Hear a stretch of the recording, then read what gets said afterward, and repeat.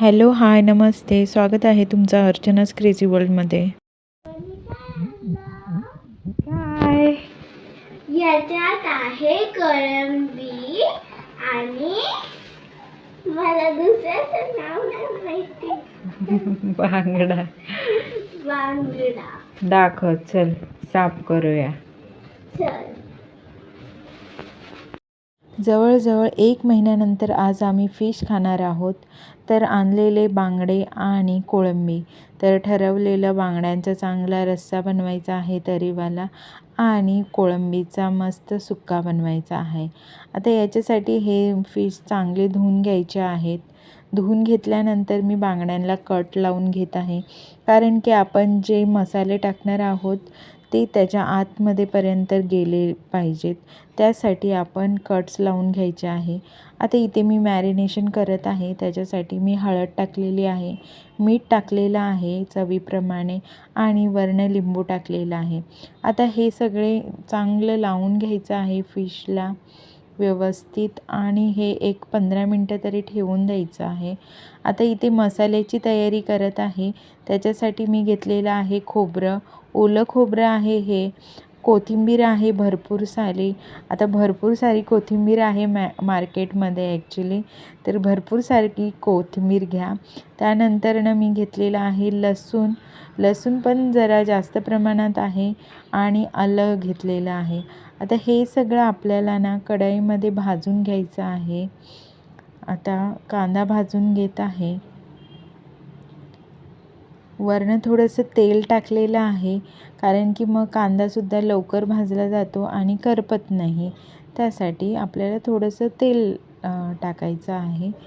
नंतरनं याच्यामध्ये मी किसलेलं खोबरं टाकलेलं आहे. खोबरं किसूनच घ्यायचं आहे, कारण की जर असं डायरेक्टली मिक्सरमध्ये टाकलं तर कधी तुकडे राहतात ते तसेच. तर मग सहसा ते किसूनच घेण्याचं प्रेफर करत जावा. आता याच्यामध्येच मी लसूण टाकलं आहे आणि अद्रक टाकलेलं आहे आणि ते सुद्धा थोडंसं भाजून घेतलेलं आहे. आता इथे मिक्सर लावून घेतला आहे. चांगलं मस्तपैकी बारीक करून घेतलेला आहे आता मसाला. इथे कढई घेतलेली आहे. कढईमध्ये मला जेवढ्या प्रमाणात तेल पाहिजे आहे तेवढ्या प्रमाणात मी घेतलेलं आहे. आणि इथे फोडणीसाठी मी कांदा टाकलेला आहे. कांदा आणि मिरची घेतलेली आहे 2.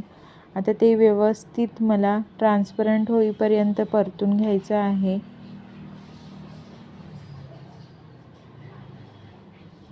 आता इथे तरी येण्यासाठी आपण त्या कांद्यामध्येच लाल मसाला, गरम मसाला, धने जिरे पावडर आणि गरम मसाला टाकलेला आहे आणि ते व्यवस्थित थोडं कमी गॅसवरती भाजून घेतलेलं आहे.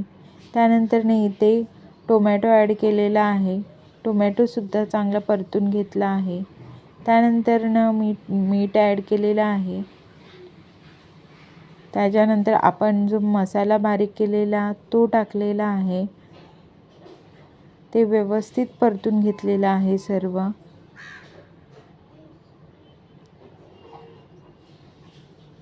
मसाला चांगला भाजून घ्यायचा आहे तेल सुटोस्तोपर्यंत, कारण त्याच्यामधला सगळा कच्चेपणा निघून जातो आणि रस्सा सुंदर लागतो खायला. नंतर याच्यामध्ये मी कोकम ॲड केलेला आहे. कोकमचा एक आंबटसर स्वाद मस्त येतो, टेस्ट मस्त येते भाजीला.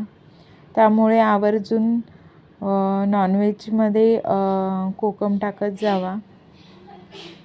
त्यानंतरनं मी पाणी टाकलेलं आहे. मला थोडासा रस्सा जास्तच हवा आहे, त्यामुळे मी पाणी थोडंसं जास्त टाकलेलं आहे आणि झाकण ठेवून एक 5-1 मिनटं आता बऱ्यापैकी उकळी आलेली आहे आपल्या भाजीला. आता याच्यामध्ये आपल्याला जे मॅरिनेट केलेली फिश आहे ती ॲड करायची आहे. गॅस कमी करायचा आहे आणि हळूहळू ती सोडायची आहे.